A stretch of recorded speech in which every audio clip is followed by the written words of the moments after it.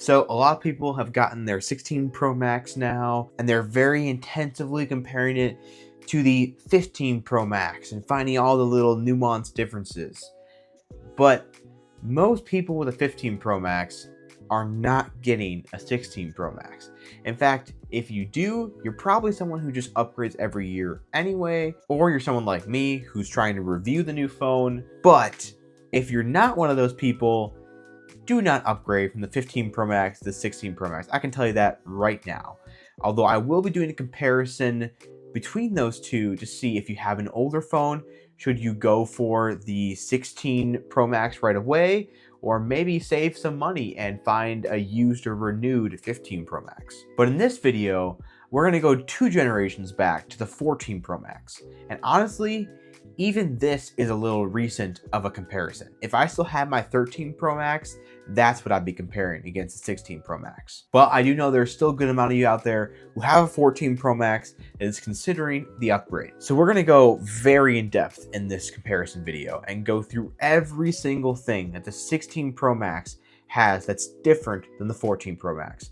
So stick with me, and hopefully by the end of this, you'll be able to decide if you have a 14 Pro Max, if you wanna upgrade, and either way, you should at least know what you're getting if you do choose to do that. So we're gonna start with everything that is physically different on these two iPhones before I go into more of the nitty-gritty details or camera differences, which is a big thing for a lot of people, as it should be, because a lot of people use their phones more as cameras than anything else. So first of all, let's look at the builds of these two phones. As you can see, the sides of the 14 Pro Max are definitely glossier than the 16 Pro Max. Not by as much this year as with the 15, but it is still glossier, and they do smudge a bit more. If it shows up on camera, you should be able to see that my 16 Pro Max does get somewhat smudgy as well. It just hides it a little bit better with this lighter color here. But yeah, so both of them get kind of smudgy sides and can look kind of gross after a little bit of touching it with, especially with greasy fingers or anything like that. So yeah, they aren't a whole lot different in that respect. Although with the stainless steel sides, they are much sharper on the edges here. No rounding really at all. Where when they switched to titanium on the 15 Pro Max and all the 15 lineup, honestly, they curved the edges just a little bit, and that makes it, in my opinion, a lot more comfortable to hold, where this is kind of digging into your palm a lot more and very sharp. And this just feels really, really nice to hold, where it still has those flat edges to give you a good grip, but the curve to help with comfort. Another very obvious physical difference can also be shown on the sides here, and that is this one. You can see that there's actually a cutout for the millimeter wave 5G, where on the iPhone 16 Pro Max, there is no longer that cutout there. It's actually a button, which is the camera control, and this will launch the camera, as the name kind of suggests, and act as your shutter. It also has haptics, so it can do a half press and do other kinds of controls and things like that. We'll go into more detail about the camera control button in the camera segment of this review. But yes, that is that is something you get here on the 16 Pro Max that is not here on the 14 Pro Max. And the 16 Pro Max does still support millimeter wave 5G. So I don't know exactly where they built that into. Maybe they built it behind this button here or into some of the other antennas. I don't know, but it does still support it. So that's pretty cool. You don't have another cutout on the other side of the phone or something like that. Then with the buttons here, you can see that there is another difference. There is the silent switch still on the 14 Pro Max, which is a classic. And honestly, it's super great in its own respects. And then there's the action button, which was introduced on the 15 Pro Max and is still on the 16 Pro Max, which right now I have set as my flashlight, but you can do some crazy things with that. Open your camera, other things, which I wouldn't do open camera because now that's this button here. But anyway, you can do a lot with the action button, or you can just have it be your silent switch basically again. So is it really beneficial? That's debatable. Something else you can see while looking along the side rails of the phone is right here in the bottom. These are two very different ports. You have Lightning on the 14 Pro Max and you have USB-C 3 on the 16 Pro Max. And to be honest with you guys, this is a reason why I can never go back to the 14 Pro Max. I'll need at least the 15 Pro Max or the 16 Pro Max in order to continue to do what I do with my iPhone. Now, not everyone is going to have that problem, and that's totally okay. But it is something that some of you out there will need or really help you out, something like that. And I know for me, I need it for my workflow. Because my iPhones are my professional cameras, I do need that. So the benefits of this is obviously you can have just one cable to charge everything, which is convenient, but that's not the biggest benefit in my opinion. It is, you have up to 20 times faster wired transfer speed. That comes from Apple's own website, and I have seen the results of that in my own day-to-day workflows. This is great for SSD connections and all of that. So if you want to record ProRes or ProRes log, which this can do, you can connect an SSD with this and record that directly onto the SSD because the port is fast enough.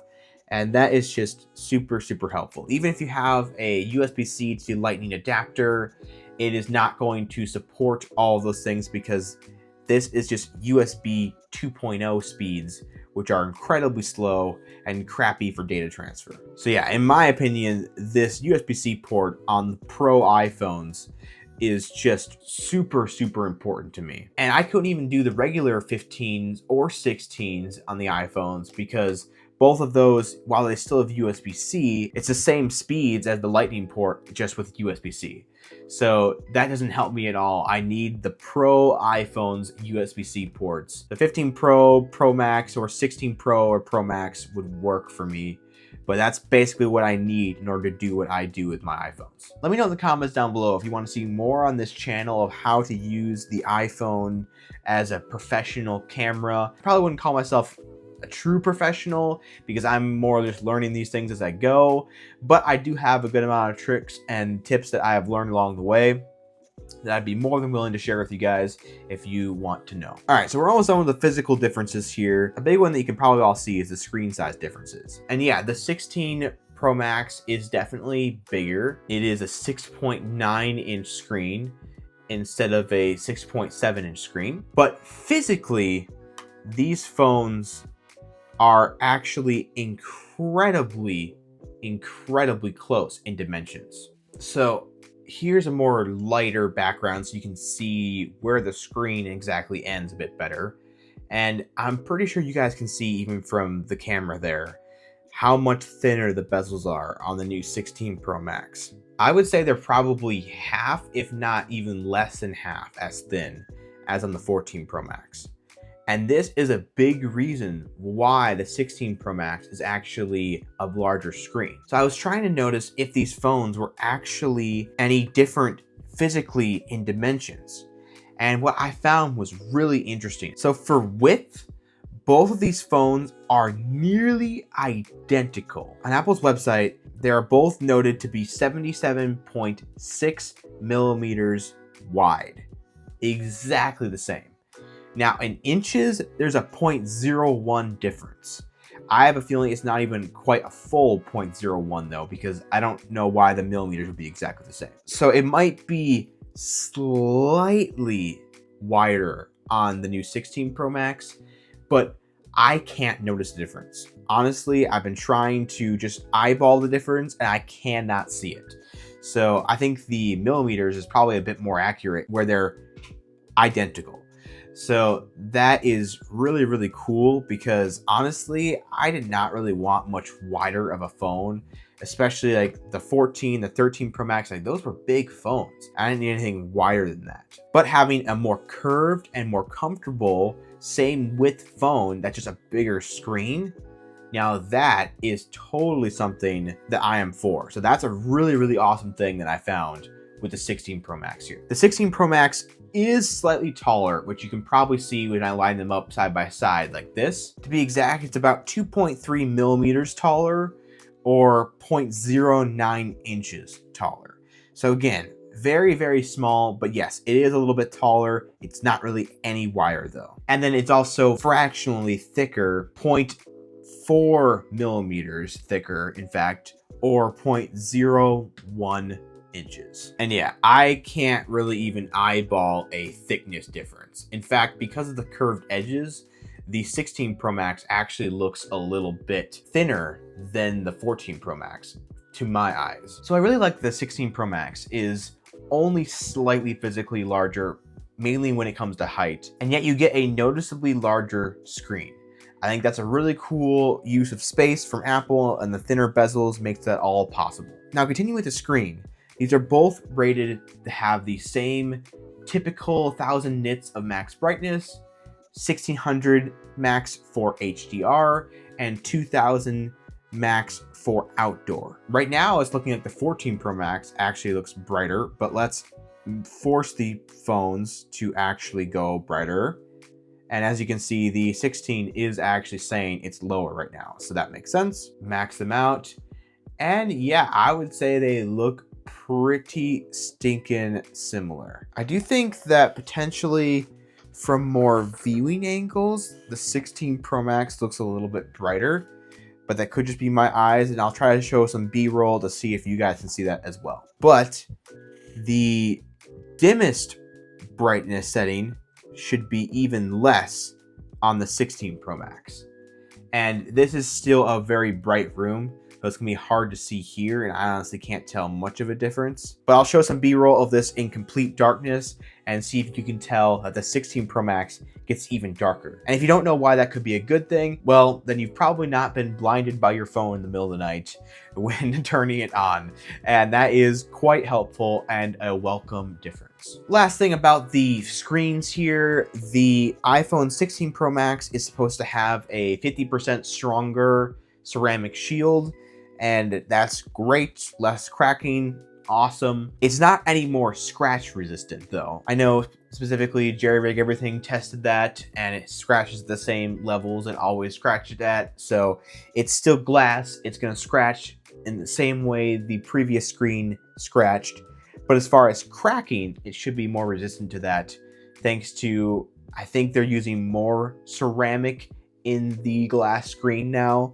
So that's awesome. It's always good to see them improving the durability of the phones, as that just makes them last longer. I'm now gonna rattle off a couple minor changes that I don't think are huge differences and really upgrade worthy, but they're changes and I will mention them. Battery life is better, even as far as like what's rated on Apple's website. It is better on the 16 Pro Max.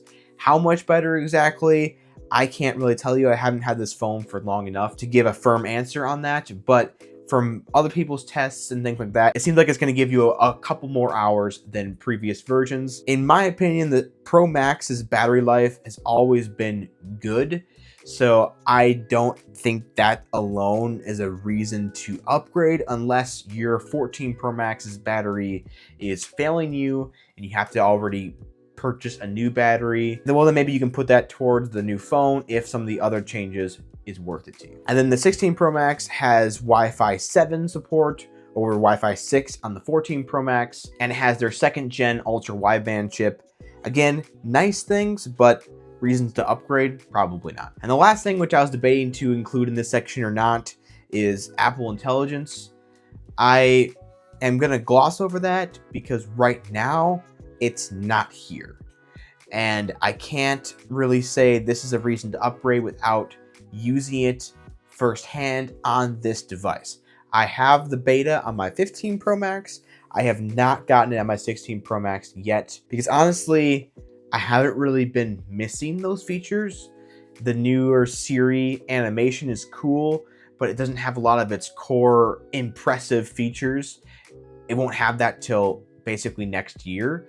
So I don't really feel like anything that they're offering right now, like the writing tools, the message summaries, none of them have been so revolutionary that I really wanted to get the beta on my 16 Pro Max. So as it stands right now with Apple Intelligence, I don't think it's a big enough thing to worry about upgrading.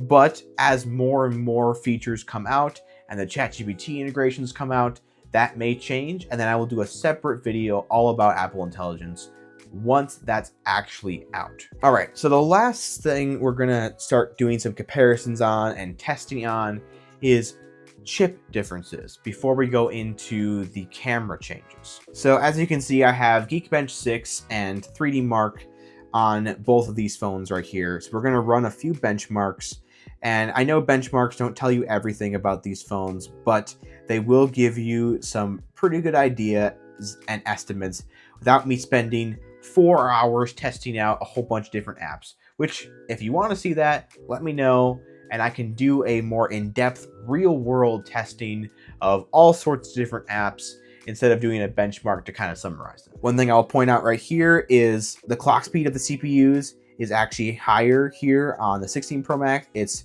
4.04 gigahertz versus 3.46 on the 14 Pro Max, and it has more memory.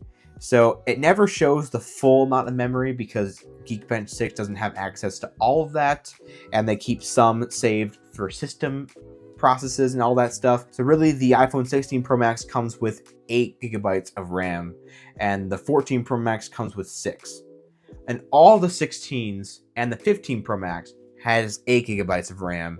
And I believe that was the defining factor of what could get Apple Intelligence and what couldn't, because all the M1 chips got it, and they also had 8 gigabytes of RAM. So I'm pretty sure it was a RAM requirement that these ones now meet. But for regular tasks, will that make much of a difference? Well, let's find out. So we're gonna run the CPU benchmark. Actually, while these benchmarks are running here, I just wanna quickly mention something I forgot to include in the last section, which is that MagSafe charging is also better on the 16 Pro Max. It has the Qi 2 support, and with MagSafe, it can go up to 25 watts of charging instead of 15.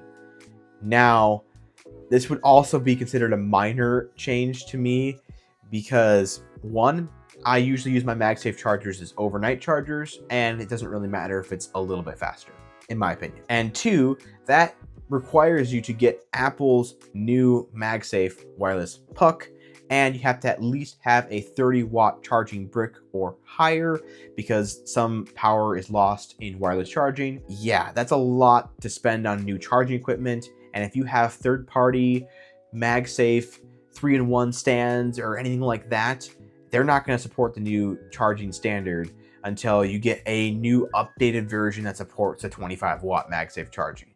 And I don't believe any of those exist right now. Even Qi 2 chargers and wireless 3-in-1 stands, all that kind of stuff, still only support up to 15 watts, which is nice, but it's not the new standard of 25. So it's just this whole separation thing here, and you're really only getting it with Apple's first-party MagSafe puck that you have to rebuy because it's different than their previous one. And it also doesn't work with any of the metal stands for the previous puck because it's different shape, all that stuff to say, not really a great upgrade. And charging speed in general is not something that I felt was lacking that much in the 14 Pro Max.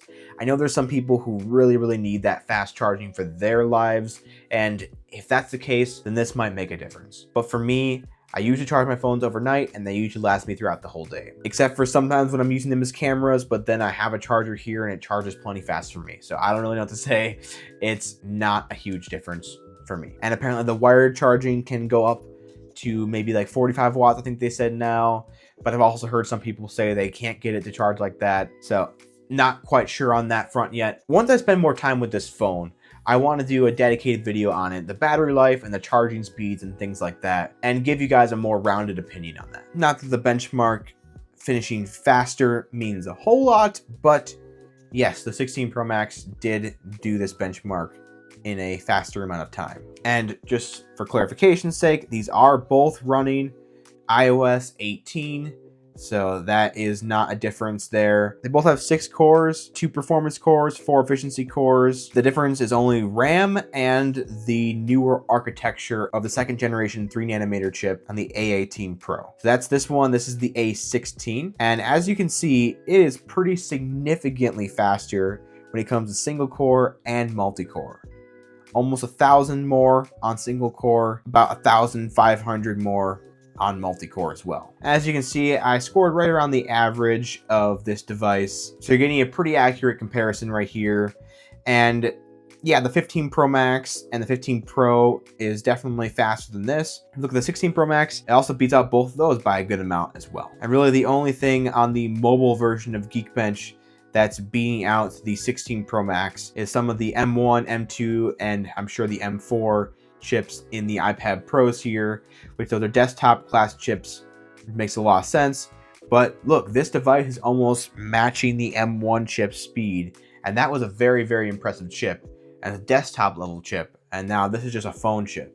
So that is really cool. You are definitely getting more speed on the 18 Pro. And for any of those out there who play mobile games, and if you liked any of the AAA games they're bringing to the iPhone platform, only the 15 Pro Max and the 16 lineup are going to be able to play those games because they require a more powerful chip.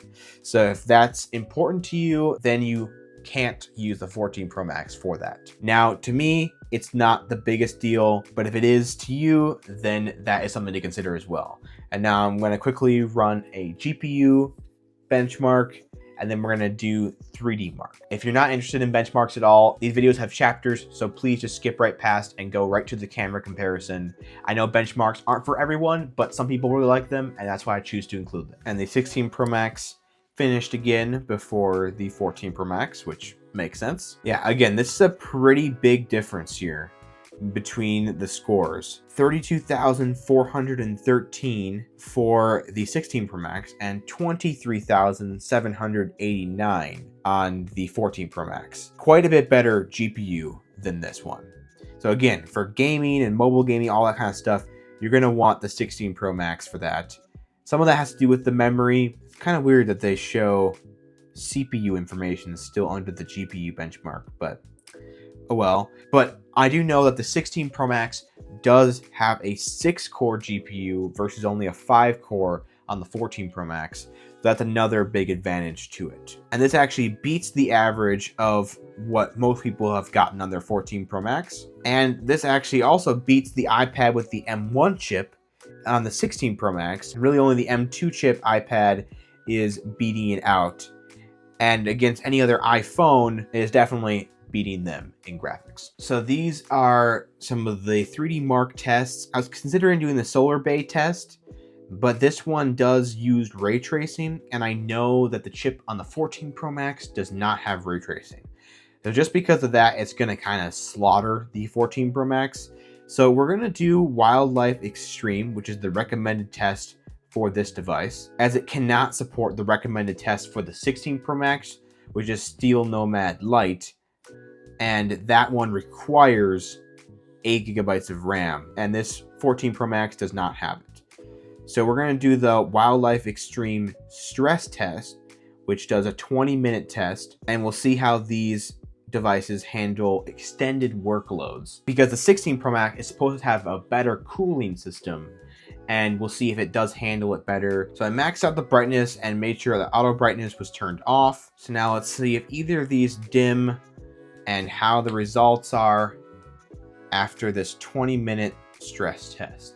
I can already see the frames averaging a little higher on the 16 Pro Max, hanging around more the 30 to 32, where the FPS on the 14 Pro Max is more the 18 to 20 to 22 in the high end. I think I might have just seen the 16 Pro Max dim slightly, maybe even the 14 here as well. I think I saw the 14 Pro Max dim again. These phones must be heating up already, because now the average frame rate here is closer to like 10 to 12, and on the 16 Pro Max it's right around that 20 marker now.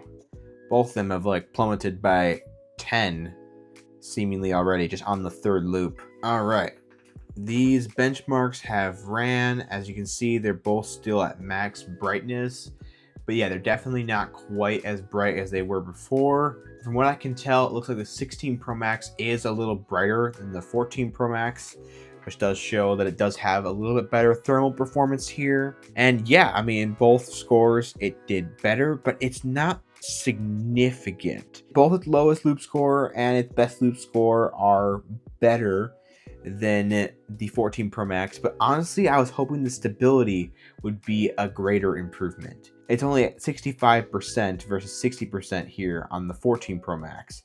And I think a big reason why we don't see quite as much of a leap is because this test is the recommended test for the 14 Pro Max, not the 16 Pro Max. So this handles that kind of test pretty well.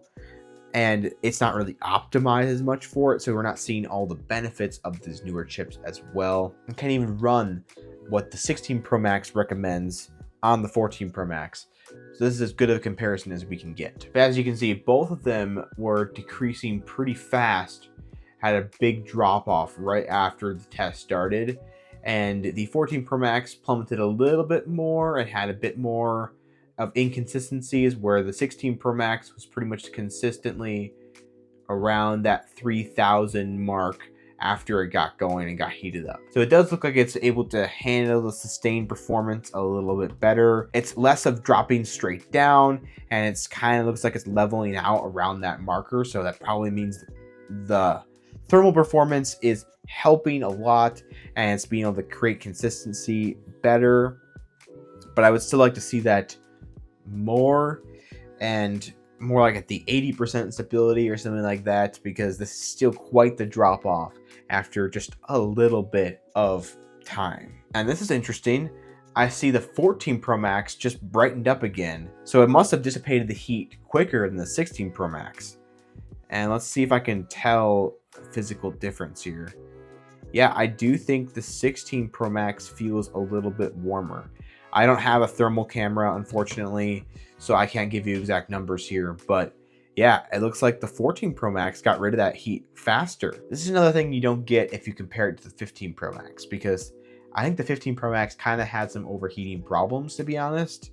So it's really good to show this next to a couple years older to see if it truly got better or if it more just fixed its problems. And I think that might be a bit more what we have here. And now the 14 Pro Max got even brighter yet again. Let's see kind of how long it's going to take the 16 Pro Max to catch up. Well, I'll give it a few minutes here. If it doesn't catch up, we're just going to move on. Up here, it starts to brighten up again. It's not quite matched the 14 Pro Max still, but it did get brighter. It's definitely starting to get rid of that heat and cool down. And the 14 Pro Max got even brighter yet, leaving the 16 Pro Max behind completely in this cool down. I think it brightened again as well. As you can see, these are both at max brightness, so it's not that. It is simply the fact that this is not cooling down as fast. There it goes again, brightening up on the 16 this time. 16 got a little brighter there, and they might be just about matched here now. Actually, almost looks like the 16 is slightly brighter. I think that's just kind of how the displays are tuned. I think they're both back to their true full brightness here. And yeah, in my hand, I would probably say that the 16 Pro Max still feels slightly warmer than the 14 Pro Max. So overall, according to the scores, I mean, the 16 Pro Max did do better in every way than the 14 Pro Max. But I was really hoping the new graphite and thermal upgrades that they did for the 16 Pro Max would be more significant. Honestly, this doesn't really seem to have changed the game much. And in fact, it took a little bit longer for it to come back to its full brightness than the 14 Pro Max. Again, I've seen this compared next to the 15 Pro Max, and it beats the 15 Pro Max in that respect. So either this is just a case of, this is how it happened for me this one time, or the 15 was just that much worse than the 14 that made the 16 look good. So yeah, it's not bad. It's still better in as far as numbers and performance. I would like to see an even better thermal upgrade, and I hope they prioritize that with the next iPhone here, because I do think that could really help all of these phones greatly. Just because look at how much performance is lost within the first couple loops. It's just pretty crazy it drops that much right away. And I think if they had better thermal performance, that drop off would not be as significant, and it would be able to sustain that for significantly longer and play very powerful games for hours without having a huge hit to performance. But yeah, that's the benchmarks. That's our thermal graphics and CPU testing that we're going to do on these phones for this video. The last thing we're going to compare is cameras and video recording. So let's switch over to that now. I'm going to put both these back on auto brightness and just kind of let the environment dictate how bright they are. So first, I'm going to rattle off a couple of the smaller changes when it comes to the camera. These are just terms that Apple uses that could mean something to you and could not. And then we'll look at some actual examples and see if this actually improved anything or not. From the 14 to the 16 Pro Max, there honestly isn't a whole lot of camera differences, but it does have the next generation photographic styles that's exclusive to the iPhone 16s. There is better macro photography and better ultra wides in general, because the ultra wide is now 48 megapixel like the main lens. It can take spatial photos, which if you have a Vision Pro, cool. If you don't have one, don't really plan on getting one, that means basically nothing to you. They call the main lens a fusion camera now, because of the 2x optical zoom that you can get from the 1x main lens. And you could do that on the 14 Pro Max too, so I don't really get why this one's called the Fusion and the other one isn't. It doesn't seem like the lens itself is too much different. I couldn't find any details that was actually saying the difference. They're both 48 megapixel. They both can do the 2x mode. They have the same aperture and everything like that, so don't really know what the difference is there, but they call it a fusion camera. But it does have the next generation Smart HDR5 instead of Smart HDR4, although it's the same as the 15 Pro Max.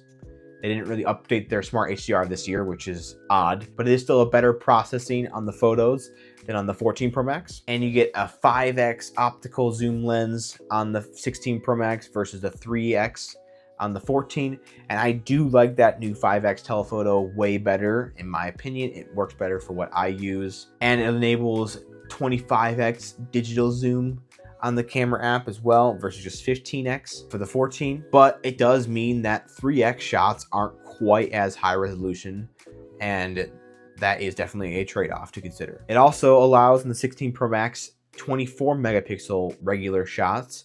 It's kind of its new default for the main lens. And then they both can do up to 48 megapixel high-res shots as well. But they have the same adaptive true tone flash. They have the same photonic engine, which still sounds like a Star Trek weapon. And they have the same deep fusion technology. So while I was mentioning these, you should have seen a few examples of these photos side by side. You decide for yourself if they look like they're that big of a difference.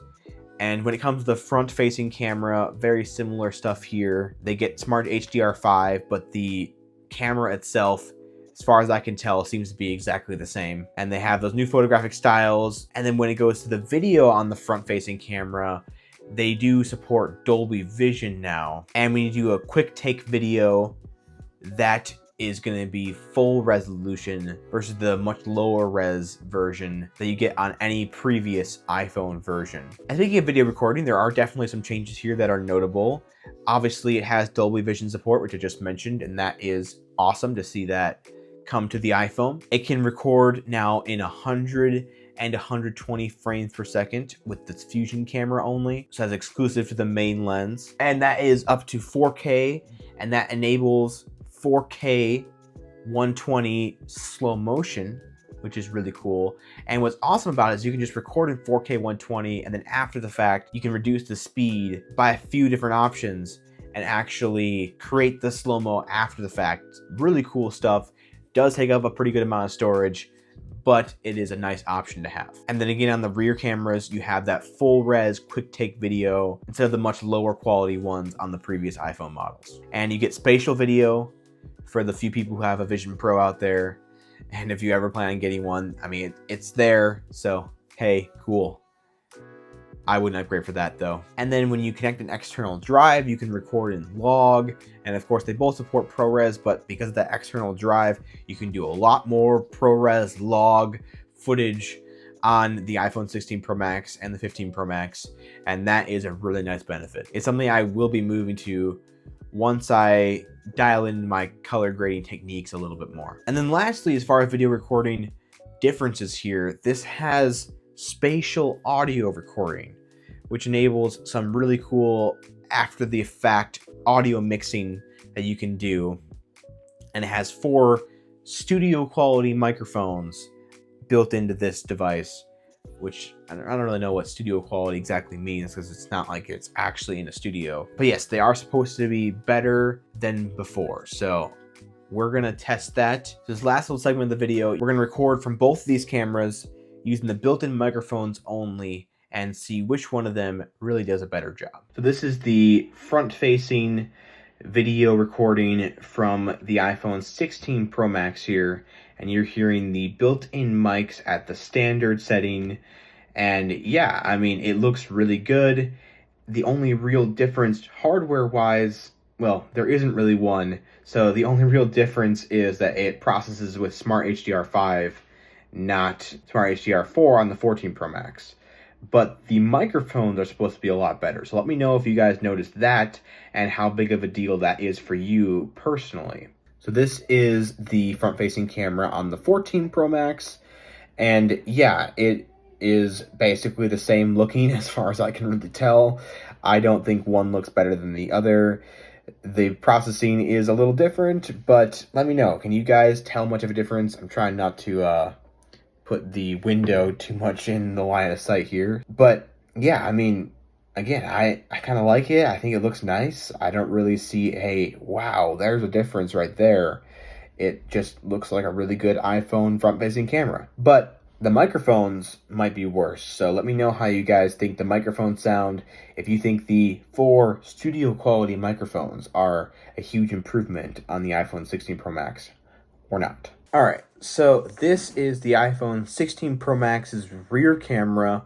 Hopefully I'm not shining it directly into some kind of light source because I can't really see what's going on here. But yeah, let me know what you guys think the microphones sound like from the rear as well, because that will be very interesting if that's a lot different. And starting now, I've switched the microphone setting to the studio setting. So let me know what you guys think of that.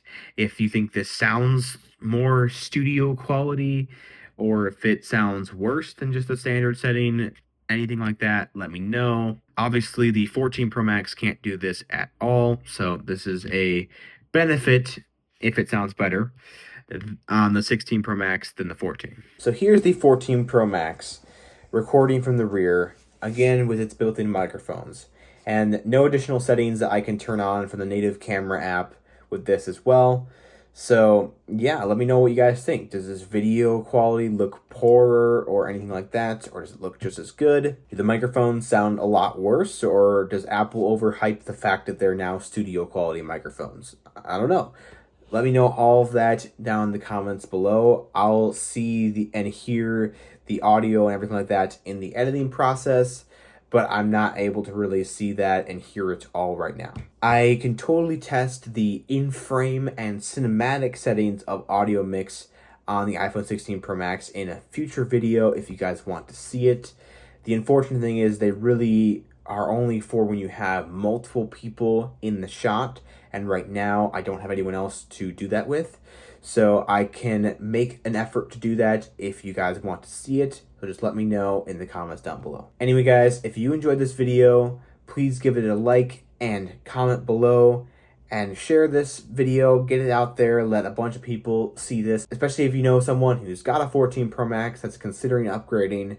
Send this their way and hopefully it'll help them out a bunch. And of course, to all of you out there, please subscribe. It really helps this channel grow and reach more people. I want to be able to do this even more for you and spend more and more time making these videos high quality and very informative. If you're curious about any of the equipment I use in my setup, it's all going to be linked in the description down below. And hey, the 14 Pro Max, it's a great phone. My wife uses this one every single day and she's going to continue using it probably for another year or more. So don't feel like you need to upgrade just because you have a 14 Pro Max either. Anyway, guys, thank you for watching. And as always, have a great rest of your day.